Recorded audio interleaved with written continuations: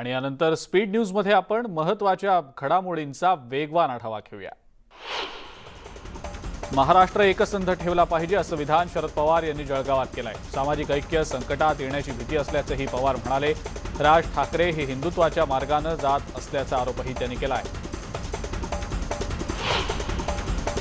राज्य ताब्यात घेण्यासाठी काही जणांचा आटापिटा सुरू असल्याचा आरोप शरद पवार यांनी केलाय। त्यांचा अपेक्षा भंग झाल्याने ईडीच्या कारवाया सुरू असल्याचंही त्यांनी म्हटलंय। विरोधकांची टीका मी एन्जॉय करत असल्याचंही त्यांनी सांगितलं। फडणवीस यांनी केलेल्या ट्विट्सचा आनंद असल्याचा टोलाही पवार यांनी लगावलेला आहे। जेम्स लेननं चुकीचं लिखाण केलेलं होतं। पुस्तकात शिवरायांबद्दल आक्षेपार्ह लेखन करण्यात आलेलं होतं। शिवजयंतीच्या तारखेवर बोलून वाद वाढवू नका असा सल्लाही पवार यांनी काँग्रेस आणि इतर नेत्यांना दिलेला आहे।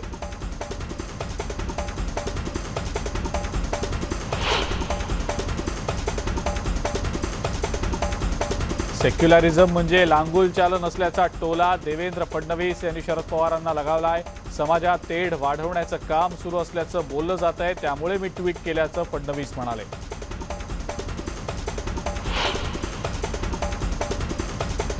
राष्ट्रवादी काँग्रेसचे सर्वेसर्वा शरद पवार औरंगाबादमध्ये मुक्कामी आहेत। जालन्याच्या दौऱ्यावर ते उद्या जाणार आहेत। संध्याकाळी पवार यांचं शहरात आगमन झालं। मोठ्या जल्लोषात त्यांचं स्वागतही करण्यात आलं। आदिवासी बांधवांच्या वनहक्क दाव्यांसह इतर प्रश्न सोडवण्यासाठी शासन कटिबद्ध आहे। तसंच शासकीय योजना लवकरात लवकर आदिवासी बांधवांपर्यंत पोहोचतील असं आश्वासन आदिवासी विकास राज्यमंत्री प्राजक्त तनपुरे यांनी दिलं। लोकसंघर्ष मोर्चाच्या वतीनं जळगाव शहरातल्या शिवतीर्थ मैदानात समृद्ध महिला संकल्प मेळाव्याचं आयोजन करण्यात आलेलं होतं। यावेळेला ते बोलत होते। ज्यांचा नेहमीच विरोध केला त्याच पवार साहेबांमुळे मंत्रिपद मिळालं असं वक्तव्य मंत्री गुलाबराव पाटील यांनी केलंय।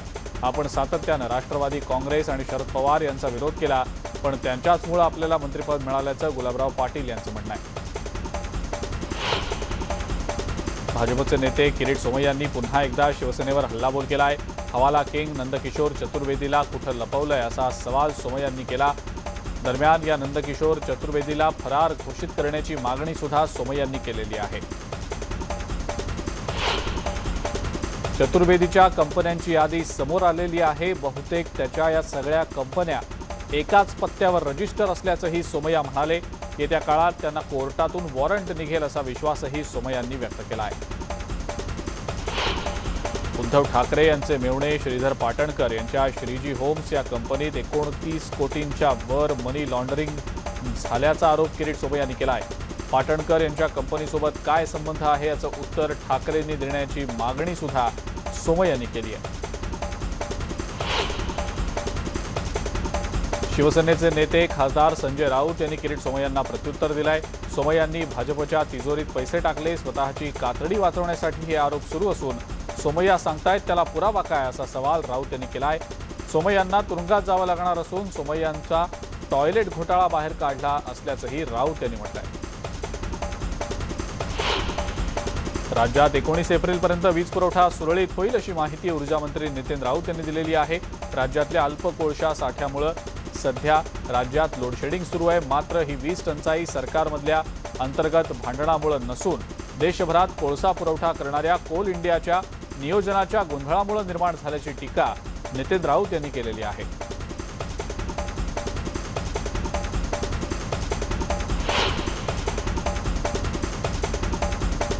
शरद पवार यांनी राज्यातल्या लोडशेडिंगवर 2 ते 3 दिवसात तोडगा निघेल अशी माहिती दिली आहे। कोळसा टंचाईमुळे लोडशेडिंग झाल्याचंही पवार यांनी सांगितलं। पुरेसा कोळसा उपलब्ध नसल्यानं विजेचा तुटवडा निर्माण झाला, यामुळेच काही प्रमाणात राज्यात लोडशेडिंग सुरू आहे। लवकरच वीज इतर ठिकाणांहून खरेदी करण्यात येणार आहे, त्यामुळे राज्यावरचं लोडशेडिंगचं संकट दूर होणार असल्याचं मंत्री प्राजक्त तनपुरे यांनी सांगितलं। बुलढाणा जिल्ह्यातल्या घारोड इथल्या आंबेडकर नगरात गेल्या 20 वर्षांपासून वीज नाहीये, त्यामुळे विद्यार्थ्यांसह तिथे राहणाऱ्या ग्रामस्थांचे हाल होत होते। याची बातमी न्यूज 18 लोकमतनं लावून धरली आणि त्यानंतर गावाला वीज देण्यासाठी ऊर्जा मंत्र्यांनी पत्र दिलं। त्यानंतर ग्रामस्थांनी न्यूज 18 लोकमतचे आभार मानले। तरुणांच्या प्रश्नांसाठी महाविकास आघाडी सरकारच्या विरोधात आंदोलन करण्याचा इशारा युवक काँग्रेसचे प्रदेशाध्यक्ष कुणाल राऊत यांनी दिलेला आहे। वेळप्रसंगी वडील नितीन राऊत यांच्या विरोधातही आंदोलन करू असंही कुणाल राऊत यांनी म्हटलंय। गुणरत्न सदावर्ते यांना 4 दिवसांची पोलीस कोठडी सुनावण्यात आलेली आहे। कष्टकऱ्यांसाठी लढत राहीन, यासाठी मला फाशी झाली तरी चालेल असं वक्तव्य सुनावणीनंतर सदावर्तेंनी केलंय। माझा आवाज कुणीही दाबू शकत नाही असंही सदावर्ते यांचं म्हणणं आहे। गुणरत्न सदावर्ते यांच्या अडचणींमध्ये आता आणखी वाढ होण्याची शक्यता आहे।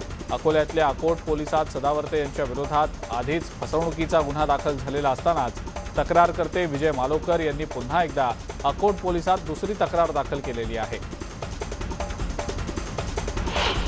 कोल्हापुरात पोस्टरवरून वाद झाला असून मुश्रीफ यांच्या वाढदिवसाच्या निमित्त लावलेल्या पोस्टरवर भाजपनं टीका केली आहे। मुश्रीफ यांचं नाव रामासोबत जोडल्यानं भाजपनं ही टीका केलेली आहे। मुश्रीफांविरोधात समरजित घाटगेंनी मोर्चा काढला आहे।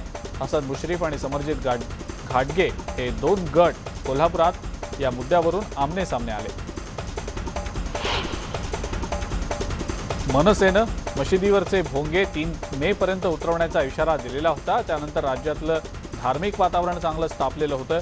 आता राज ठाकरेंच्या या इशाऱ्याला उमऱ्यातल्या पॉप्युलर फ्रंट ऑफ इंडिया म्हणजेच पीएफआयनं उत्तर दिलंय। छेडोगे तो छोडेंगे नाही असा इशारा पीएफआयनं मनसेला दिलाय। मशिदीवरच्या लाऊडस्पीकरला हात लावला तर सोडणार नसल्याचं त्यांनी सांगितलं। तसं निवेदनही पोलिसांना दिलं गेलेलं आहे। मनसे अध्यक्ष राज ठाकरे 2 दिवसांच्या पुणे दौऱ्यावर आहेत। पुण्यातल्या खालकर चौक मारुती मंदिरात राज ठाकरे यांच्या हस्ते महाआरती होणार असून सामूहिक हनुमान चालीसा पठण केलं जाईल। शनिवारी संध्याकाळी हनुमान चालीसेचं पठण होणार आहे। पुण्यामध्ये हनुमान चालीसा कार्यक्रम पार पडणार असून या कार्यक्रमात वसंत मोरे यांच्या उपस्थितीवर प्रश्नचिन्ह असून उद्या सकाळी ते राज ठाकरेंची भेट घेणार आहेत। राज ठाकरे यांना एक नवी उपाधी मिळालेली आहे। हिंदुत्वाची भूमिका घेतलेल्या राज ठाकरेंचा उल्लेख आता हिंदू जननायक असा करण्यात आलेला आहे। पुण्यात शनिवारी राज ठाकरे हनुमान चालीसा पठण करणार आहेत। त्या मंदिराबाहेर लावण्यात आलेल्या पोस्टरवर हिंदू जननायक असं लिहिलं गेलेलं आहे।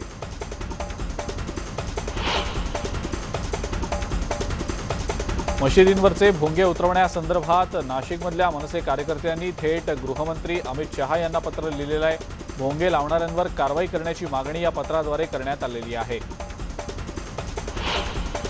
राष्ट्रवादी काँग्रेसनं पुण्यामध्ये मुस्लिम बांधवांसाठी इफ्तार पार्टीचं आयोजन केलं होतं। हिंदू बांधवांनी मुस्लिम बांधवांसाठी इफ्तार पार्टीचं आयोजन केलं। इस्लाममध्ये समता असल्याचे यावेळेला बोलताना श्रीपाल सबनीस म्हणाले। अतिसंवेदनशील समजल्या जाणाऱ्या भिवंडी शहरात उद्या पालखी निघणार आहे आणि याच भागात 2 मशिदी असल्यानं अनुचित प्रकार घडू नये यासाठी पोलीस सज्ज झालेले आहेत। शहरात शांतता राहावी यासाठी पोलिसांनी पथसंचलनही केलं।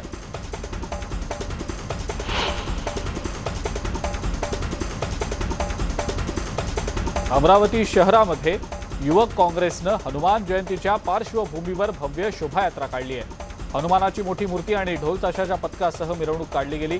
यशोमती ठाकूर यांनी हनुमानाची महाआरती केली। अमरावतीच्या खासदार नवनीत राणा आणि आमदार रवी राणा या हनुमान जयंतीच्या निमित्तानं हनुमान चालीसेचं पठण करणार आहेत। तर सर्व मंदिरात हनुमान चालीसेचं पठण व्हावं यासाठी मोफत भोंग्यांचं वाटप करणार असल्याची माहिती सुद्धा आमदार रवी राणा यांनी दिलेली आहे। मातोश्री समोर हनुमान चालीसा पठण करण्याचा इशारा आमदार रवी राणा यांनी दिलेला होता। त्याला किशोरी पेडणेकर यांनी आता उत्तर दिलंय।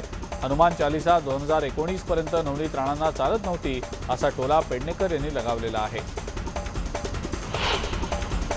राज्यातलं वातावरण भोंग्याच्या मुद्द्यावरून तापत असताना पंतप्रधान मोदी शनिवारी हनुमानाच्या मूर्तीचं लोकार्पण करतील।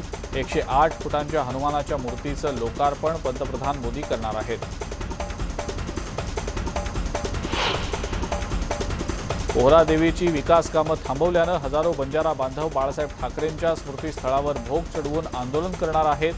संजय राठोड यांना मंत्रिमंडळात पुन्हा एकदा परत घेण्याची मागणी धर्मगुरूंनी केलेली आहे। मुलगी जन्मताच तिच्या नावे 3000 रुपये बँकेत जमा करण्याचा निर्णय वाशिममधल्या कारखेडा ग्रामपंचायतीनं घेतलाय। तसंच सासू सासऱ्याची सेवा करणाऱ्या सोनबाईचा सन्मान करण्यासह विधवा महिलांना मोफत रेशन देण्याचाही निर्णय घेतला गेलाय। यांच्या या उपक्रमाची राज्याच्या महिला आणि बालकल्याण मंत्री यशोमती ठाकूर यांनी दखल घेतली आहे। गावात जाऊन आदर्श सुनबाई आणि महिला सरपंचांचा सत्कारही केलेला आहे। कोल्हापूर उत्तरच्या पोटनिवडणुकीचा निकाल उद्या जाहीर होणार असून मतमोजणीची तयारी पूर्ण झालेली आहे। एकूण 15 टेबल्सवर मतमोजणी होणार आहे। सकाळी 11 नंतर कौल समजतील। काँग्रेस विरुद्ध भाजप असा थेट सामना या निवडणुकीत आहे। सतेज पाटील आणि चंद्रकांत पाटील या दोन दिग्गजांची प्रतिष्ठाही पणाला लागलेली आहे। पोलिसच शहराची शांतता बिघडवण्याचा आणि कायद्याचा दुरुपयोग करण्याचा प्रयत्न करत असल्याचा आरोप भाजपचे आमदार संजय कुटेंनी केला आहे। शेगाव पोलीस शहरातील शांतता बिघडवत असल्याचा आरोप त्यांनी केला आहे।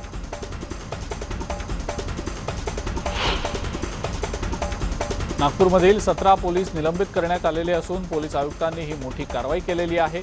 कर्तव्यात कामचुकारपणा, गुन्हेगारांशी संबंध ठेवल्याचा आरोप या पोलिसांवर आहे।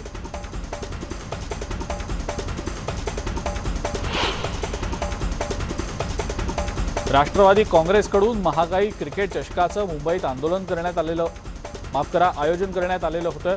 ऑगस्ट क्रांती मैदान इथं हे चषक भरवण्यात आले। सुप्रिया सुळे यांनी मैदानात उतरून जोरदार फटकेबाजी देखील केली। येत्या 2 मेला समृद्धी महामार्गाचं उद्घाटन होणार आहे। मुख्यमंत्री उद्धव ठाकरेंच्या हस्ते या महामार्गाचं उद्घाटन होणार असल्याची माहिती एकनाथ शिंदे यांनी दिलेली आहे। त्यामुळे आता समृद्धी महामार्गाचा पहिला टप्पा सुरू होईल। संजय राऊत हे घाणेरडं राजकारण करत असल्यानं मी माझं नाव आता बदलणार असल्याचं वक्तव्य भाजपचे नेते आमदार डॉक्टर संजय कुटे यांनी केलेलं आहे। संजय राऊत हे राष्ट्रवादीचे विश्व प्रवक्ते असल्याचा टोलाही कुटे यांनी लगावला। संजय या नावानं घाणेरडं राजकारण सुरू असून माझंही नाव संजय आहे, त्यामुळे मी नाव बदलाच्या तयारीत असल्याचं कुटे यांचं म्हणणं आहे। मंत्री यशोमती ठाकूर यांनी उन्हाच्या झळा कमी करण्यासाठी उसाचा रस पिला। वाशिममधल्या रस्त्याच्या कडेला असलेल्या रसवंतीवर त्यांनी हा उसाचा रस घेतला। सलग 3 दिवसांपासून सुट्ट्या असल्या कारणामुळे मुंबई गोवा महामार्गावर पर्यटकांची गर्दी पाहायला मिळाली। मात्र मुंबई गोवा महामार्गावर खेडमधल्या सीएनजी पंप समोर सीएनजी भरण्यासाठी वाहनांच्या तब्बल 1.5 ते 2 किलोमीटर लांब रांगा लागलेल्या होत्या।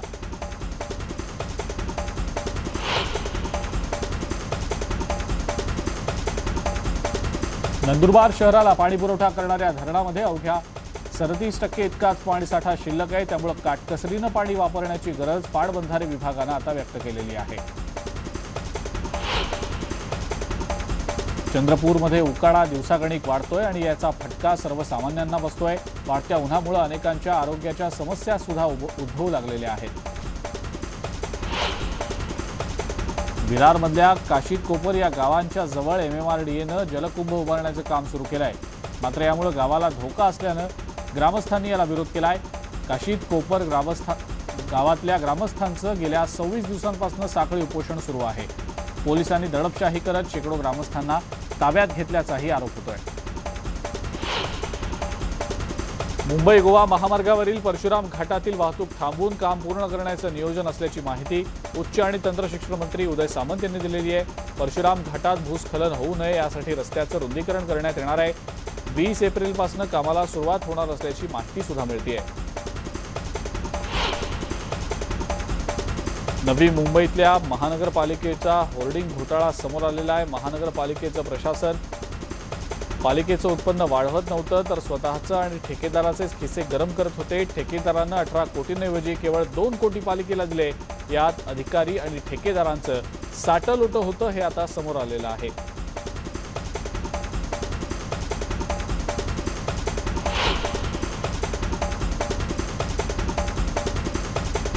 जळगावमधल्या मीराघर सावखेडा शिवारात आग लागली। काही क्षणात परिसरातील गवत जळून खाक झालं।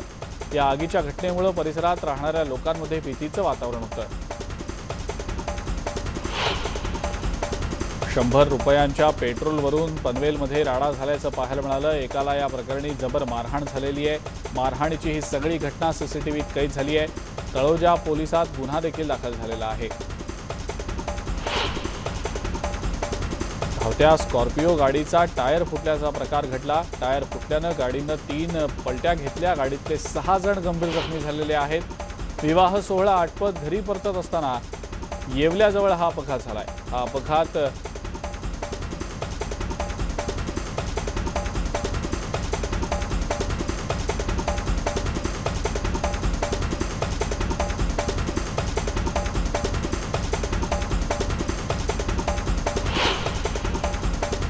बीड जिल्हा रुग्णालयात प्रसूती वॉर्डमध्ये स्टाफ नर्स आणि मेंटेनन्सचा होम थिएटर लावून धिंगाणा सुरू असल्याचा एक व्हिडिओ समोर आला। नवजात बालक आणि माता असलेल्या वॉर्डमध्ये हा सगळा प्रकार सुरू होता। कर्तव्यावर असलेल्या कर्मचाऱ्यांकडून हा धिंगाणा घातला गेला। भंडारा जिल्ह्यातल्या साकोली इथं धावत्या एसटी बसमध्ये अल्पवयीन विद्यार्थिनीवर अत्याचार झालेला होता। मुलीला जंगलात नेऊन तिच्यावर अत्याचार करण्यात आल्याचंही पोलीस तपासादरम्यान निष्पन्न झालं। पोलिसांनी एका आरोपीला अटक केलेली आहे। नाश्ता न दिल्याच्या कारणानं ठाण्यात सासऱ्यानं आपल्या सुनेची गोळ्या घालून हत्या केल्याची खळबळजनक घटना ठाण्यातल्या राबोडी परिसरात घडलेली आहे। ठाण्यातल्या राबोडी परिसरात राहणाऱ्या काशीनाथ पाटील यांनी सुनेची हत्या केली आहे। आरोपी सध्या फरार आहे। पोलीस त्याचा शोध घेत आहेत। अनैतिक संबंधांमधनं एका 40 वर्षीय व्यक्तीचा धारदार शस्त्रानं खून झालाय। बीडच्या तळणेवाडी गावातली ही घटना आहे। बबन खरसाडे असं मयताचं नाव आहे। गावातल्याच एका महिलेसोबत त्याचे अनैतिक संबंध सुरू होते।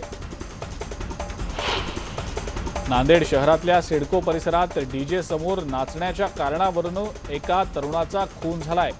किशोर ठाकूर या आरोपीनं सचिन थोरात या तरुणावर चाकूनं वार केले। या हल्ल्यात सचिन थोरातचा जागीच मृत्यू झाला, तर सोबत असलेल्या सुमेध वाघमारे हा या देखील हल्ल्यात जखमी झालेला आहे। डॉक्टर बाबासाहेब आंबेडकरांच्या जयंतीनिमित्त मिरवणुकीत तलवार घेऊन आलेल्या एकावर गुन्हा दाखल करण्यात आलाय। आरोपीचा तातडीनं पोलिसांकडून शोधही सुरू केला गेला आहे।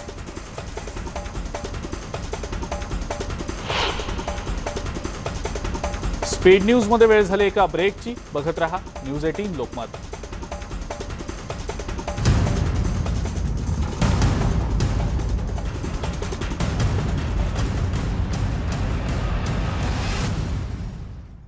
ब्रेकनंतर स्पीड न्यूज मध्ये आपण इतरही काही महत्त्वाच्या बातम्या पाहूया। नांदेडमध्ये शीख बांधवांनी बैसाखी हा सण मोठ्या उत्साहात साजरा केला। बैसाखी निमित्त काढण्यात आलेल्या नगर कीर्तन यात्रा आणि नंतर प्रतिकात्मक हल्लाबोलमध्ये हजारो शीख भाविक सहभागी झाले होते। बैसाखी सणाला शीख धर्मात विशेष महत्त्व आहे। आजरा आंबोली मार्गावर सध्या जंगली प्राण्यांचा मुक्त वावर सुरू आहे। हत्तीचा वावर सुद्धा इथं नित्याचा बनला असून अनेकांना हत्तीचं दर्शन झालंय, तर गव्यांचा मोठा कळपही या परिसरात दिसतोय। चाळोबा देवस्थान परिसरात अनेकांना प्राण्यांचं दर्शन झालंय। चंद्रपूर जिल्ह्यातल्या ताडोबा अंधारी व्याघ्र प्रकल्पात लारा वाघिणीचं दर्शन झालं। मुख्य प्रवेशद्वारा शेजारी असलेल्या जुनोना बफर क्षेत्रात लाराची आपल्या बछड्यांसह मस्ती सुरू असल्याचं पाहायला मिळालं। पाण्याच्या एका मोठ्या डबक्यात 3 बछड्यांसह उन्हापासून बचावासाठी या कुटुंबानं मस्ती केली। पंढरपूरमधल्या उपरी गावात बेकायदेशीरपणे रेड्यांची झुंज लावली गेली। रेड्यांचा छळ करून रेड्यांना क्रूरतेची वागणूक दिली आणि आता या विरोधात गुन्हा दाखल करण्यात आल्याचं समजतंय। लहान मुलांना बैलगाडा घाटातल्या शर्यतीत सहभागी होता येत नसल्यानं या चिमुकल्यांनी आता चक्क 2 मांजरांना जोडून घाट बनवून बैलगाडा शर्यतीचा जुगाड जमवल्याचं दिसतं आहे। बैलगाडा घाटात बैलांची वाऱ्याच्या वेगानं भिर्र होते। अगदी तसाच मांजरांच्या जोडीचा थरार सोशल मीडियावर व्हायरल होतोय। या व्हिडिओला शीर्षक सुद्धा हटके ठेवलं गेलेलं आहे।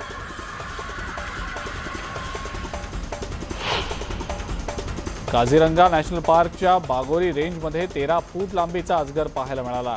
पर्यटकांच्या सफारी समोरच हा अजगर आला। रस्ता ओलांडेपर्यंत पर्यटकांची वाहनं जागेवरच थांबलेली होती।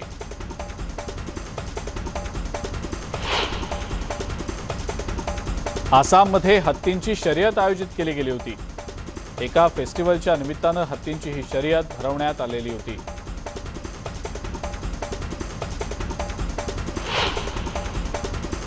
गडचिरोली जिल्ह्यात प्राणहिता नदी काठावर पुष्कर सिंहस्थ कुंभमेळा सुरू आहे। तेलंगणासह आंध्र प्रदेश आणि कर्नाटक या राज्यातनं सिरोंच्या नदीकाठावर हजारो भाविक स्नानासाठी येत आहेत। या भाविकांसाठी तेलंगणाच्या राज्य परिवहन महामंडळानं थेट कालेश्वर ते सिरोंच्यापर्यंतची मोफत बस सेवा सुरू केलेली आहे। मुंबईतल्या वरळी भागात डॉक्टर बाबासाहेब आंबेडकर यांच्या जयंतीच्या निमित्तानं अनोखा देखावा साकारला गेलेला होता। हा अनोखा देखावा साकारून रणवीर क्रीडा मंडळानं बाबासाहेबांना आदरांजली वाहिली आहे। इन्फोसिसमधून नोकरी सोडणाऱ्यांच्या संख्येत आता प्रचंड वाढ झाली आहे। 3च महिन्यात 20% अधिक कर्मचाऱ्यांनी आपला राजीनामा सोपवलेला आहे।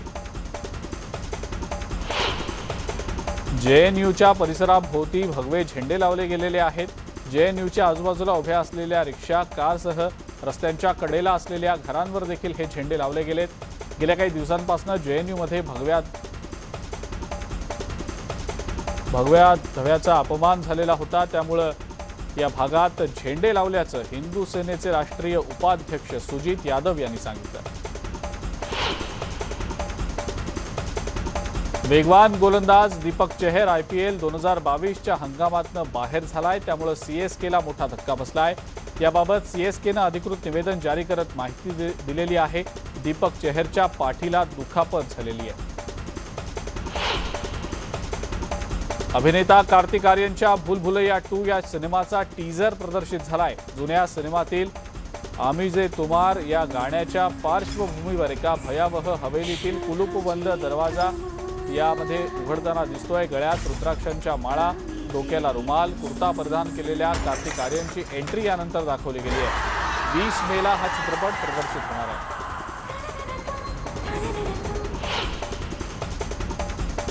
आणि या सगळ्या महत्त्वाच्या बातम्यांसोबतच स्पीड न्यूज मध्ये वेळ झाली इथंच थांबण्याची। ताज्या बातम्या आणि अपडेटसाठी बघत राहा फक्त न्यूज 18 लोकमत।